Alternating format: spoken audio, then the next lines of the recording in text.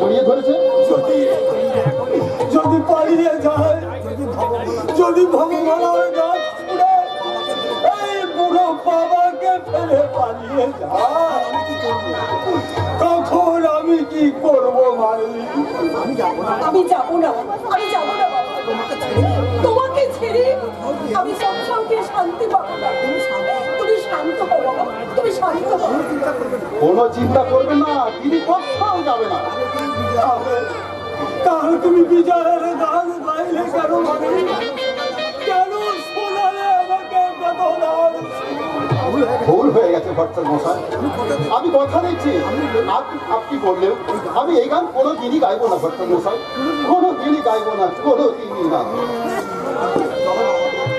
চলো বাবা, তোমার সন্ধ্যা দিকে সময় করে চল না, আবার সেবা করতে করতে তুই যা তোর স্বামী আর এই বড় ছেলের কথা ভুলে যাচ্ছে না। তাই কি কখনো পারি বাবা? তারা যেখানেই থাকুক তাদের কথা আমার মনে পড়বে।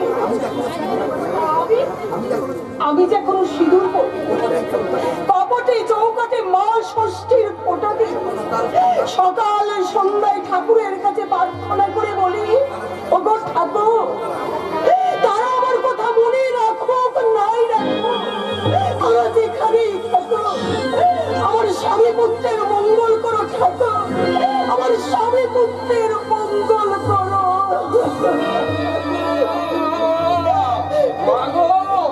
দাদু, আজ আমি দারুণ ইন্টারভিউ দিয়েছি। দাদু, আজ আমি দারুণ ইন্টারভিউ দিয়েছি। অফিসার যতগুলো প্রশ্ন করেছিলেন সব প্রশ্নের ঠিক ঠিক উত্তর দিয়েছি।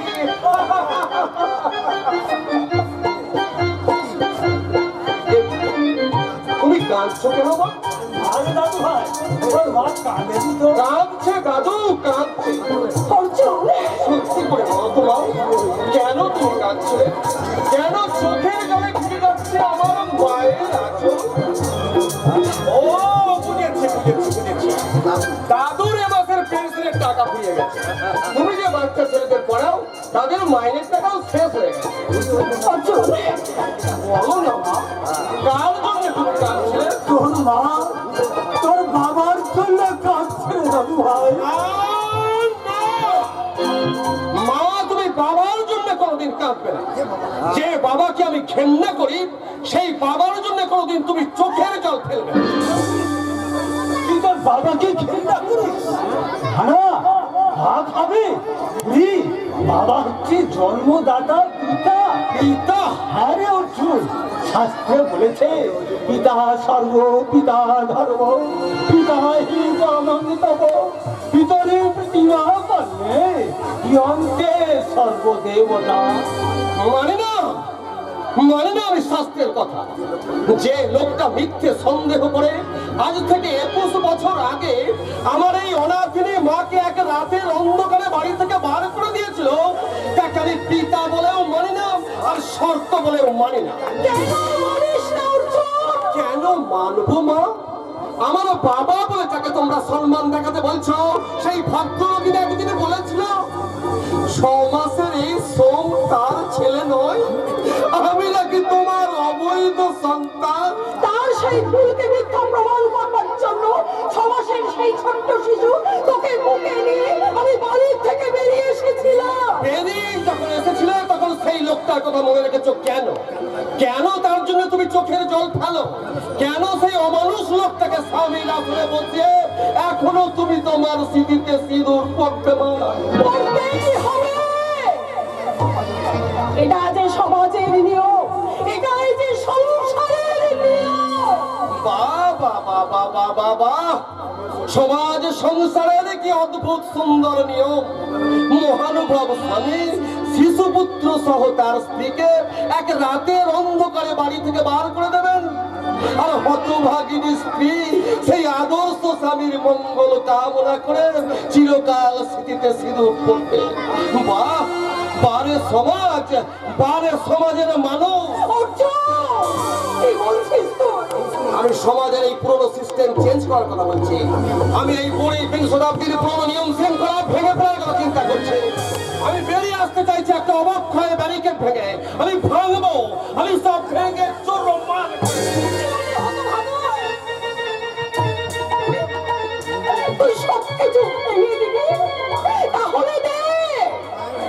মায়ের সঙ্গে ছেলের সম্পর্কটাকে ভেঙে চুরমার করে দে। এটা তো আরো পুরো নিয়ম। দে, দাদুর সঙ্গে স্নেহের সম্পর্কটা ভেঙে চুরমার করে দে। ওটাও তো আরো পুরনো নিয়ম। ভেঙে দে, চুরমার করে দে। তোর মায়ের মুখটাকে ভেঙে টুকরো টুকরো করে মাতৃস্নেহে পুরনো শিক্ষাটাকে তুই চেঞ্জ করে দে। তুই চেঞ্জ করে দে।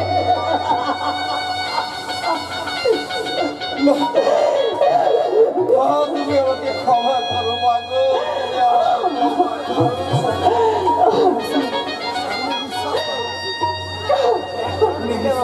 তুমি বিশ্বাস করো, সেই ছোট্টবেলা থেকে তোমার মুখে বাবার কথা, দাদার কথা, নিখিল গুপ্তের কথা শুনে শুনে আমার মনের মধ্যে একটা দ্বিতীয় অস্তিত্বের জন্ম হয়ে গেছে। তাই আমি চাকরি খুঁজতে গিয়ে বাবাকে খুঁজেছি, দাদাকে খুঁজেছি, খুঁজে বেরিয়েছি সেই শয়তান জানোয়ার নিখিল গুপ্তকে। আমার অবচেতন মনের শত্রু অন্বেষণ আমাকে যে পাগল করে দেয়।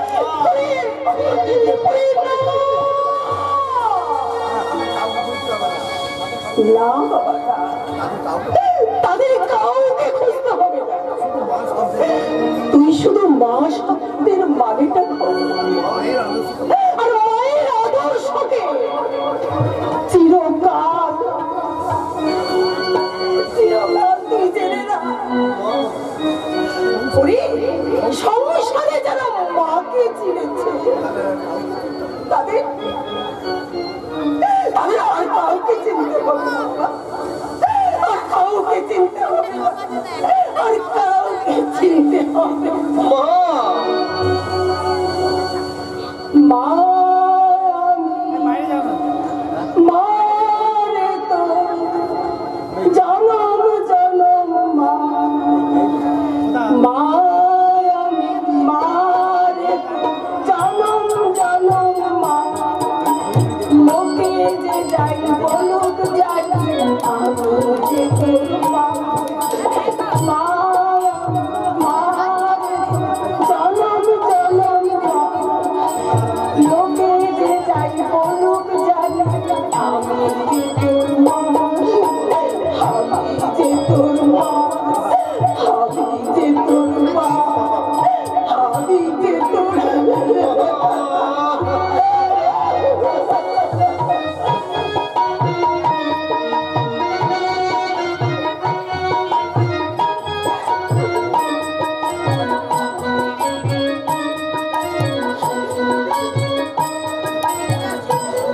আমি তোমাকে চিনেছি মা, আমি দেখেছি তোমার মহিমময়ী মাতৃমূর্তি। ওই মূর্তি আমি চিরকাল পুজো করবো আমার চোখের জল দিয়ে, প্রয়োজন হলে বুকের রক্ত দিয়ে। কিন্তু সেই স্বার্থপর সন্দেহকারী বাবাকে কোনোদিন ওকে অন্ধকার গলিপথের একটা কিশোর যেন বাজাও বাজাও নিশ্চয়ই সে একটা বিপদে পড়ছে।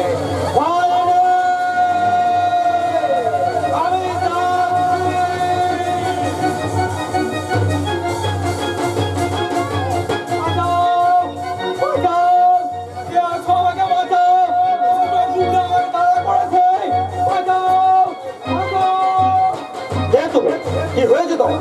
আমি ওই বস্তির ছেলে, 3 মাস হলো বাবা মারা গেছে। ওই 3 মাসের বাড়ি ভাড়া দিতে পারিনি বলে বস্তির মালিক গুন্ডা লাগিয়ে আমাকে ঘর থেকে উচ্ছেদ করতে চাইছে। ঠিকই তো করেছে, তুমি বস্তির ঘরে বাস করবে অথচ ভাড়া দেবে না, তা কি করে হয়? কিন্তু ভাড়া আমি কি করে দেবো বলুন তো? তার মানে বাবা মারা যাবার পর আমি পেট ভরে খেতে পাইনি। তোমার মানে না, মা অনেক আগে মারা গেছে। তোমার দাদা দিদি আত্মীয় স্বজন কেউ নেই, কেউ নেই এই পৃথিবীতে। আমি ছাড়া আমার আর কেউ নেই। আমি একা বড় অসহায়। তুমি একটা ছোট্ট প্লাস্টিক কারখানায় কাজ করতাম। সেখানে খেলনা তৈরি হতো দিনের বেলায়, রাত্রি হতো 2 নম্বরই কাজ।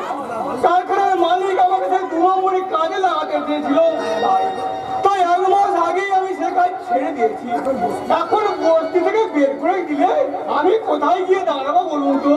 তোমার আমার মতো বাম মামারা ছেলেদের ঘরেও শত্রু, বাইরেও শত্রু। আমাদেরকে কি লড়াই করে জিতে নিতে হবে যে টাকার আশ্রয়? তার আগেই ফিনিশ হয়ে যাবে। তোমরা ঘর থেকে তোর জিনিসপত্র বিছানা এমনকি তোর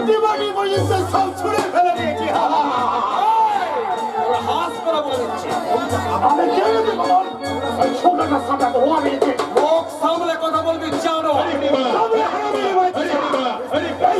তুমি বললে মুখে একটা বাইক করে চালাবে। তবে রে শুয়োরের বাচ্চা।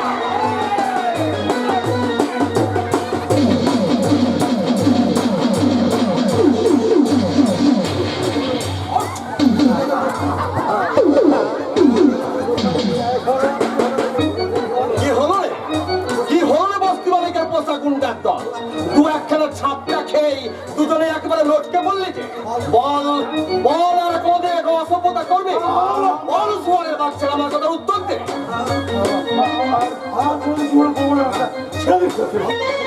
অন্ধকার থেকে বেরিয়ে আসতে পারিস না, ছিঁড়ে ফেলতে পারিস না, বেঁচে থাকার এই পুরনো সিস্টেম কোন রকমে বাঁচতে হবে। এই বর্বর বোধের মুখে লাথ মেরে অসহায় বাপ মানে ওই ছেলেটাকে আমার মতো ভাই বলে বুকে ঘেরে নিতে পারিস না?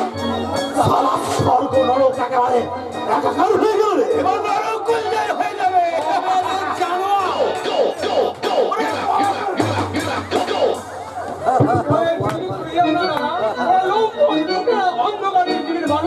ওরা তোমাকে ছিঁড়ে গেল, সুযোগ পেলে তোমার হাত থেকে আমাকে ছিনিয়ে নিয়ে যাবে। না, তা ওরা পারবে না।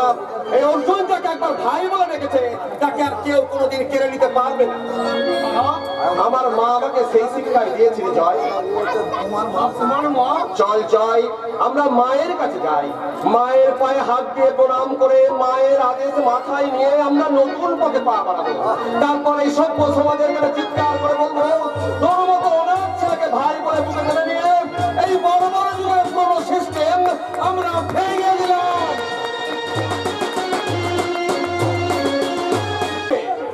মিস্টার সেবাব্রত গুপ্তর পোষা গুন্ডারা সেই অপরিণামদর্শী যুবক অর্জুনের মাথায় লোহার ডান্ডা মেরে মাথাটা ভেঙে গুড়িয়ে দেবে।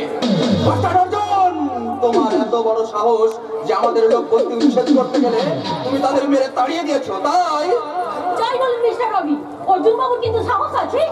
সাহস নয় বরং দুঃসাহস, আর তার সেই দুঃসাহসের পরিণাম হবে কিন্তু মিস্টার সেবাব্রত গুপ্তা উষ্ণ আলিঙ্গন। তার মানে মিস্টার সেবাব্রত গুপ্তা সাহস অর্জুন বাবুকে কিন্তু একটা চাকরি দেবে, আমার কথা আপনি মিলিয়ে দেবেন। তার মানে অসম্ভব মিস্টার পল্লবী। মিস্টার সেবাব্রত গুপ্তাকে আপনি চেনেন না। চিনি মিস্টার রবি, মাত্র 1 বছর আগে তার বিয়েতে চাকরি করে লোকটাকে আমি যতটুকু না চিনেছি আপনি কিছুটা চিনতে পারেননি। আপনি একজন ক্যারিয়ার, আপনি অনেক খুশিতে ওনার স্বপ্ন দেখেন, কিন্তু মিস্টার গুপ্তাদের মতো মানুষদের না চিনলে আপনি অনেক খুশিতে ওনার স্বপ্ন কোনোদিন সাফল্য হবে না মিস্টার রবি। মিস পল্লবী, আমি বড় একা অসহায়, আপনি আমাকে সাহায্য করবেন? আপনি? হ্যাঁ, তুমি তুমি তুমি তুমি বিশ্বাস করো পল্লবী, তোমার অদ্ভুত ইন্টেলিজেন্স আমাকে মুক্ত করে দিচ্ছে, তাই তাই তোমাকে আমি ভালোবেসে ফেলেছি। তুমিও বিশ্বাস করো যে কথা তোমাকে আমি অনেকদিন বলবো করে বলতে পারিনি, আমিও তোমাকে ভালোবেসে ফেলেছি পল্লবী। রবি। তুমি আর বলবেন না, হঠাৎ কাল থেকে ঠান্ডা লেগেছে। তা লাগবে না ঠান্ডা, ওদিকে সাহেব গরম, এইদিকে মেয়ে সাহেব গরম। তার মানে বুঝতে পারছেন না?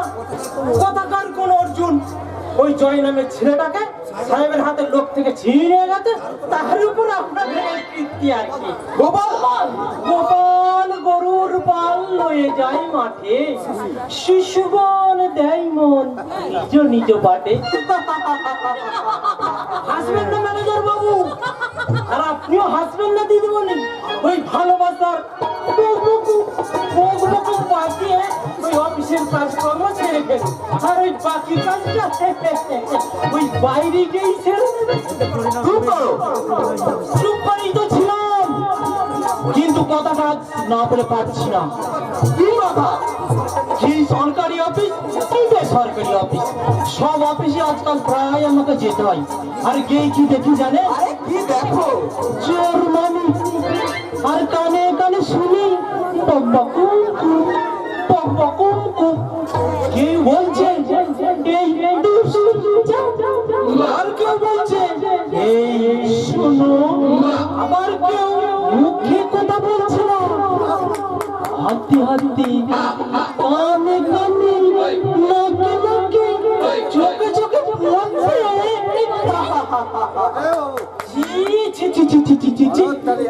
আচ্ছা আপনারা যদি সবসময় ওইসব চালিয়ে যাবেন তাহলে কাজ করবেন কখন?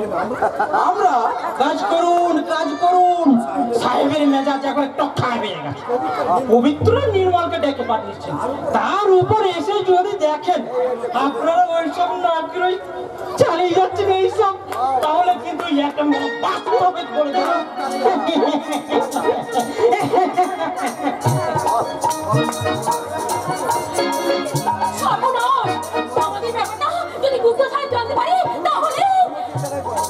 কোনো চিন্তা নেই পল্লবী, আমাদের এই গুপ্ত প্রেমের ব্যাপারটা গুপ্ত সাহেবের কাছে এত তাড়াতাড়ি প্রকাশ হবে না।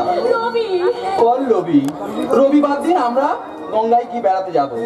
বেড়াতে গিয়ে বলবো একই সাথে হাত ধরে একই পথে চলবো, একই প্রাণে মিশে গিয়ে একই কথা বলবো, একই প্রাণে মিশে গিয়ে একই কথা বলবো, একই সাথে হাত ধরে একই পথে চলবো, একই প্রাণে মিশে গিয়ে একই কথা বলবো।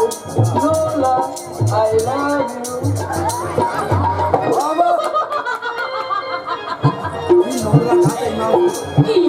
কি নোংরা এসব কাজের মানুষগুলো। ঘরে বউ আছে, ছেলে আছে, অথচ সুন্দরী মেয়েদের দেখলে মোমবাতির মতো গলতে গলতে বলে আই লাভ, আর তার উত্তরে আমি বলি আই হেট ইউ। আমি তোমাদের ঘেন্না করি, ঘেন্না।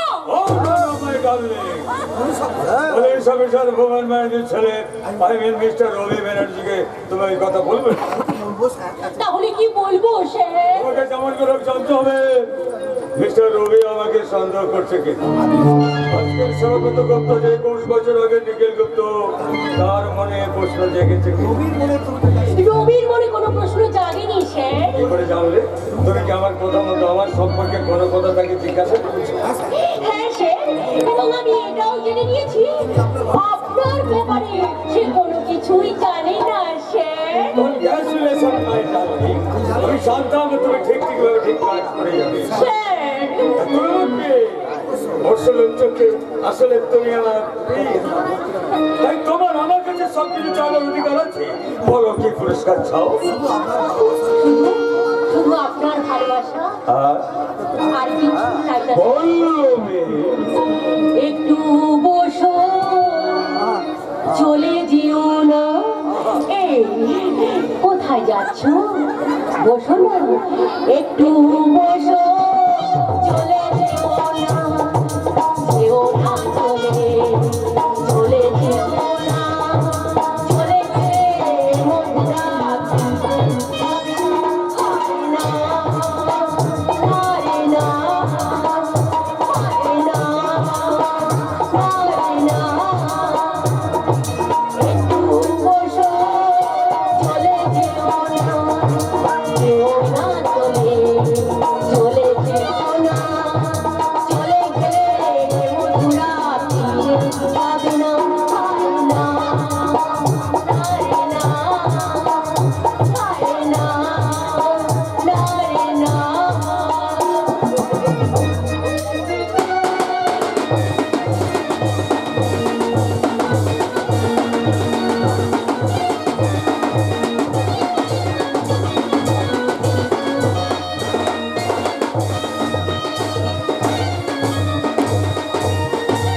এখনই রাতের আধারে খেলা হবে কি জানে,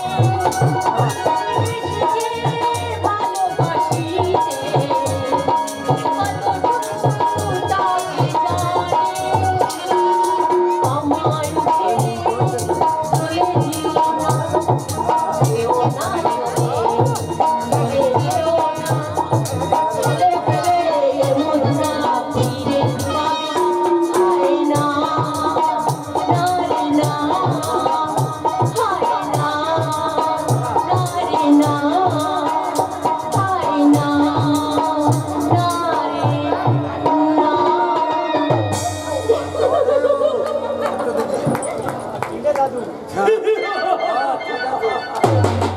নেশা আমার হচ্ছে আগে বললুমি, তাই কলকাতার বাইরে গেল তোমার কথা আমার সবসময় মনে থাকে। আমার মেয়ে সাধনা আমাকে অবশ্য সন্দেহ করে। আমি সাধনাকে বলি, ভুল বুঝিস না মা, তুই যেমন আমার মেয়ে, আমার প্রিয় পল্লবী মেয়ের মতো। তাই মাথার গর্ত দিয়ে 21 বছর আগে গিয়েছিলাম বোনের মতো ভারতীয় যৌবনের দাঁত এসে গেছে। সেদিন তার ভারতীয় যৌবন চুলতে পারিনি, ব্যবসার নেশায় সেদিনের সেই ব্যাপারটা আমি একেবারে ভুলে গিয়েছিলাম। কিন্তু যখনই জানতে পারলাম সেদিনের সেই বেকার বামডেলা ভুবন ব্যানার্জি আইসাবদ্ধ পুলিশ অফিসার হয়ে এসেছে, তখন কায়দা করে তার বড় ছেলে মিস্টার রবি ব্যানার্জিকে আমার এই কোম্পানির কাজে নিযুক্ত করলাম। আর সেদিন ছিল 1 মে। সাধনা, কি ব্যাপার মামনি, হঠাৎ তুই আমার অফিসে চলে এসেছিস? টাকার দরকার বুঝি? তার আগে বলো তো বাবা, একে একে তুমি কার সঙ্গে কথা বলছো? কই না তো। কিন্তু আমি যে শুনলাম বাবা, তুমি বলছো দাঁত বসিয়ে দিতে পারিনি ভারতী ভুবন ব্যানার্জি। এই জানিস মামুনি, কাল রাত্রে 4টা নাটক করছিলাম এই নাট্য কোম্পানির সার্কেট পর স্টেশন। সেই নাটকের কিছু ডায়লগ, কিছু সংলাপ আপন মনে বলছিলাম। একদিকে দেশ সেবা আর অন্যদিকে বিজনেস নিয়ে তুমি সবসময় ব্যস্ত থাকো, এর মধ্যে তুমি আমার যাত্রার নাটক করছিলে বাবা। বলা উচিত মামনি, এই যাত্রা হচ্ছে লোকশিক্ষার মাধ্যম, তাই লোক সেবা করতে গেলে এই লোকশিক্ষার বই তো পড়তে হবে মামনি। কিন্তু যারা পড়ে না তারা সমাজে তোদের শিক্ষার শত্রু। তার চেয়ে অনেক বেশি শত্রু তারা যারা বস্তির ঘর ভেঙে দিয়ে বস্তির মালিকদের বিরুদ্ধে বিদ্রোহ করে, তাদের শাস্তি হওয়া উচিত। কিন্তু মামনি, না বাবা না, এর মধ্যে কোনো কিন্তু নেই। আমি বস্তির মালিকদের বিরুদ্ধে মহিলা সমিতির পক্ষপাতী বিদ্রোহ করবো এবং তোমাকে আমাকে শিক্ষা দিতে হবে ওই সব দেশদ্রোহী কুকুরদের। কুকুর নয় বাবা, ওরা হচ্ছে থাক থাক মা থাক। ওদের কথা বলে তুই তো নিজের চরিত্র নষ্ট করিস না। তোর কথা আমি বুঝতে পেরেছি, তাই ওইসব ওদের ব্যবস্থা করার জন্য আপনি সেই অর্জুনকে ডেকে পাঠিয়েছেন স্যার। অর্জুন? হ্যাঁ, অর্জুন তো বস্তি থেকে উচ্ছেদ হওয়া সেই ছেলেটিকে নিজের কাছে আশ্রয় দিয়েছে। আমি তাকে তার দুঃসাহসিকারীদের সম্মান দেব। বাবা, সত্যি তুমি অর্জুনকে ডেকে পাঠিয়েছো? তোরা মহিলা সমিতি করলে কি হবে? তার অনেক আগে আমার হৃদয়ের মাঝখানে জনগণতান্ত্রিক সেবা প্রতিষ্ঠান খুলে বসে আছি। বাবা, হাসি বন্ধ করে আমাকে ছেড়ে দিন, আমার অনেক কাজ আছে। তুমি আরে স্যার, উনি তো হচ্ছেন সেই দুঃসাহসী যুবক অর্জুন। আপনি তারা মা তারা মানুষের মতো একটা মানুষের আগে স্বাগত জানায়। কনগ্রাচুলেশন মাই বয়, তোমাকে দেখে এসে এই পুরনো কথাটা বারবার বলতে ইচ্ছে করছে। যেটা বলতে ইচ্ছে করছে সেটা তাড়াতাড়ি বলে ফেলো। কি কথাটা কি কথাটা কি কথা? হ্যাঁ, মনে পড়েছে। আমাদের দেশে হবে সেই ছেলে কবে কোথায় না বড় হয়ে কাজে বড় হবে। বাবা, ভদ্রলোককে ছেড়ে দাও, আমি ওর সঙ্গে একটু আলাপ করতে চাই। আমার সঙ্গে আলাপ করবেন, কিন্তু কেন? বাহ, কেন কি? গুন্ডাদের সঙ্গে ফাইট করে আপনি যেভাবে ছেলেটিকে বাঁচিয়েছেন তাতে অনেক লোকই তো আপনার সাথে আলাপ করতে আসবে। আমি দেশের গৌরব, অদ্ভুত আপনার সাহস, তাই মহিলা সমিতির পক্ষ থেকে আমি আপনার হাতে হাত মেলাতে চাই। এই হাত যাত্রার হাতের সঙ্গে মেলে না, কারণ জীবন জানে তিনি কোনো সরলরেখায় এখনো পর্যন্ত কোনো সরলরেখার সঙ্গে মিলিত হয়নি। সেই জন্যই বুঝি বেকারত্বের ত্রিভুজের মাঝখানে দাঁড়িয়ে এই বিন্দুকে সিন্ধু ভাবছি। আপনি কি করে জানলেন যে আমি বেকার? আমি জানি যাদের কাজ নেই তারাই তো ভালো কাজ করে। বাবা, আমার অনুরোধ, এই আদর্শ ইয়াং ম্যানকে তুমি তোমার কারখানায় চাকরি দেবে। সাধনা দেবী, মিস্টার ব্যানার্জি, আপনি আজই ওর নাম ঠিকানা লিখে নিন, ওকে অ্যাপয়েন্ট করে আমার বাবার দেশ সেবার কাজ করার হাত আর শক্ত করতে সাহায্য করুন। আমার সাক্ষাৎ জগৎ ধাত্রী আমার মনের কথাটা নিজে বুঝতে পারে সেই কথাটা নিজেই বলে গেল। স্যার, মিস্টার রবি ব্যানার্জি, তুমি আজ ওকে অ্যাপয়েন্টমেন্ট লেটারটা দিয়ে দাও। আপনি সত্যি বলছেন স্যার? জীবনে মিথ্যা বলি যুবক, আমি পল্লবগ্রাহী নয়, গুণের গুণগ্রাহী। তাই তোমার মধ্যে সাহসী তেজস্বী শক্তিমান যুবককে আমি আমার কোম্পানির কাজে নিযুক্ত করলাম। আমি স্বপ্ন দেখছি না তো। কার মুখ দেখে উঠেছিলেন স্যার? আমার মায়ের মুখ থেকে। আপনি ভাগ্যবান, তাই মায়ের মুখ দেখে উঠেই চাকরি পেয়ে গেলেন। বলুন আপনার পুরো নাম? অর্জুন ভট্টাচার্য। আপনার বাবার নাম? আমার বাবা নেই, আমি শুধু মায়ের ছেলে। বাহ, আপনার সাথে আমার কি অদ্ভুত মিল। আমি শুধু বাবার ছেলে, আমার মা নেই। আমরা যেন মহাভারতের দুই পুরুষ, আপনি কর্ণ আর আমি অর্জুন।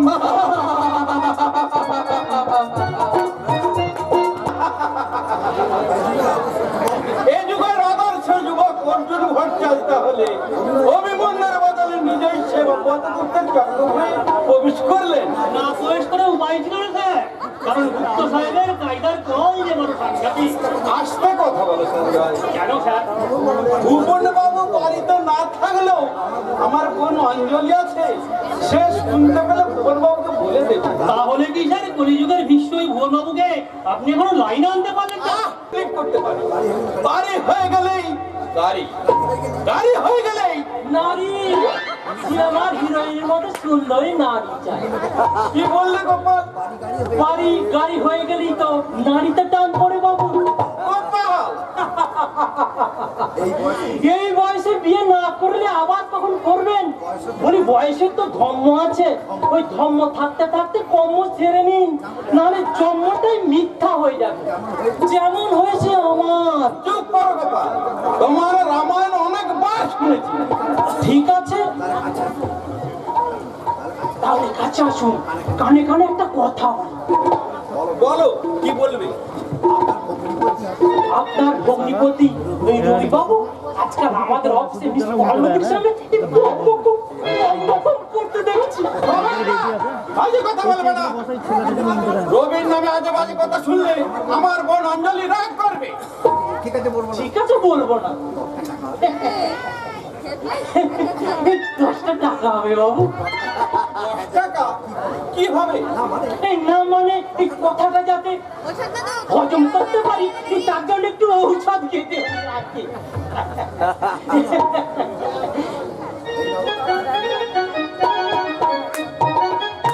এই নাও। তাই বলে এটা যেন ঘুষ ভাববেন না। এই ঘুষ কথাটা শুনলে আমার মাথায় আগুনে চলে যায়। যারা ঘুষ খায় তাদের গুলি করে মারা উচিত।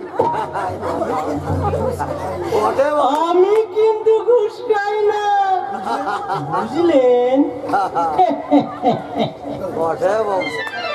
সারা পুলিশের ঘরের পাপ রাখতে পাবলিককে ঘুষি দিতে হলো, ভাবতে পারা যায়? ভেবে কোনো লাভ নেই দাদা, তার চেয়ে বিয়ে করে সংসারী। বিয়ে করে বউকে খাওয়াবো কি? তো শ্বশুর মশাই যদি একটু সাহায্য করতে। কি সাহায্য? চুরি করতে, ঘুষ খেতে, পুলিশের পোশাক পরে পাবলিককে বোকা বানাতে, এই তো? মুখ সামলে কথা বলবি অঞ্জলি। তুমিও মুখ সামলে কথা বলবে অনিরুদ্ধ। আপনি যাও, থানায় যাও। বনু ভগ্নিপতির বাড়িতে আড্ডা মারার জন্য সরকার তোমার গায়ে পুলিশের পোশাকটা পরিয়ে দেয়নি। আপনার সঙ্গে একটা কথা ছিল। আমি ওসি, থানার ইনচার্জ, একজন সাব ইন্সপেক্টরের কথা থানাতেই শুনবো, বাড়িতে নয়। ঠিক আছে, থানাতেই শুনবে, থানাতে আমি বলবো। তবে বোধহয় একটু ভুল করে ফেললেন। আমি শুধু সাব ইন্সপেক্টর নই, আমি আপনার ছেলের সম্বন্ধী। বাকিটা পরেই বলবো। বৌমা, আমি কি সত্যি ভুল করে না ফেললাম? বাবা, আপনি ঠিকই করেছেন। তাহলে শোনো, বলুন। আমি বাড়িতে বাবা, থানায় পুলিশ। আমার একটা চোখ বাবার চোখ, অন্য চোখ বাঘের। তাই তুমি তোমার দাদাকে সাবধান করে দিও, আর আমি সাবধান করে দেবো আমার বড় ছেলে রবিকে। বাবা, এখন কি আপনার অফিসের ওভারটাইম চলছে মিস্টার রবি ব্যানার্জি? না মানে এত রাত্রি পর্যন্ত তুমি কোথায় ছিলে? আমি জিজ্ঞাসা করছি বাবা, আপনি ভিতরে চলুন। ভয় কেন বৌমা? ভয়ের শেকল পড়ে নারী প্রগতি এগোবে না। মেয়ে হয়ে জন্মেছ বলে তুমি তো কোনো অপরাধ করোনি। বাবা, আমার সামনে তুমি তোমার স্বামীকে জিজ্ঞাসা করো, মানুষ যদি এত রাত্রি পর্যন্ত বাইরেই থাকবে তাহলে সংসার করেছিল কেন? ঠিক আছে বাবা, ঠিক আছে, আমি জিজ্ঞাসা করছি। এত দেরি কেন? অফিসে কাজ ছিল বুঝি? সে কৈফিয়ত কি তোমাকে দিতে হবে নাকি? হ্যাঁ, দিতে হবে। কারণ তুমি ওকে অগ্নি সাক্ষী করে বিয়ে করেছো। বিয়ে করেছি বলে নিজেকে বিক্রি করে দিইনি। বিয়ে করে বউ তার আত্মা বিক্রি করেনি। কিন্তু নারী পুরুষের একে অপরকে আত্মদান করাটাই হচ্ছে বিয়ে। ওসব পুরোনো যুগের কথা এ যুগে আর চলে না। মার্চেন্ট অফিসের বড় বাবু মিস্টার রবি ব্যানার্জি, তাহলে বলুন এই বাবাটাও তো পুরনো, এই পুরনো বাবা এই নতুন যুগে চলে না। চলে কি চলে না সেটা আপনি বিচার করুন। না বাবা চিন্তা করবে না, চিন্তা তোমাকে করতে হবে, কারণ তুমি এখন বাবা হয়েছো। অঞ্জলি, আমি শুধু একটা কথা চিন্তা করছি, অমন দেবতার মতো যার বাবা তার ছেলে এমন হয় কি করে? ছি, ছি, ছি, ছি। শুনলেন শুনলেন তো বাবা, আপনি অঞ্জলির কথাগুলো শুনলেন? আপনি হাসছেন, তোর মা থাকলে কান ধরে হতভাগা। কিন্তু ভবিষ্যতে আপনাকে কানতে হবে বাবা। রবি, আমি রবি বলে রবিবার নই। আমার জীবনে কোনো ছুটি নেই। আমি দেয়ালে টাঙানো ক্যালেন্ডারের সপ্তাহে একটা লাল ঘর হয়ে বেঁচে থাকতে চাই না। আপনি যেখান থেকে শেষ করেছেন আমি সেখান থেকেই শুরু করতে চাই।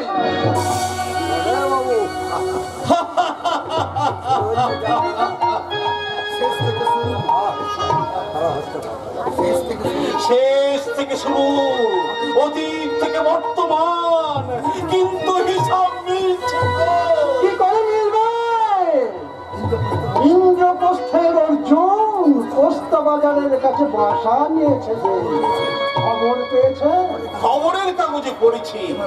ভালো মারামারি লেগে যাবে। কিসের মারামারি? রাজনৈতিক মারামারি। কেন? এই দুঃসাহসী যুবক অর্জুনকে নিয়ে একটা ঘটনা ঘটে গেছে।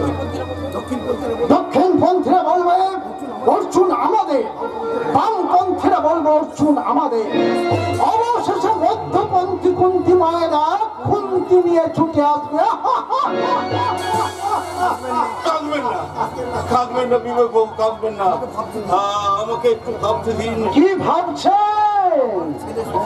আমার ছেলে সোম যদি অর্জুনের মতো হতো, কিংবা অর্জুন যদি আমার ছেলে হতো, গর্বে অহংকারে আমার এই বুকটা কানায় কানায় ভরে যেত। ছোট্ট বাচ্চা সোমকে নিয়ে ভারতী যে কোথায় গেল, আমি তাদের কত খুঁজলাম, কোথাও তাদের সন্ধান পেলাম। আর যাই হোক বানানোর মতো নিশ্চয়ই পুড়ে মরেনি। তবে কি ভিক্ষা করে জীবন চালাচ্ছে, কিংবা ঝিলগিরি করে? বাচ্চাটা বেঁচে আছে না মরে গেছে, কেমন আছে, কোথায় আছে? আপনি ভাবুন, আপনি খুঁজুন, আমি ততক্ষণ দেখে আসি তারা কোথায় আছে। তবে আমি আপনাকে বলবো না। আপনি খুঁজুন, আপনি খুঁজে নিন, আপনি খুঁজে নিন।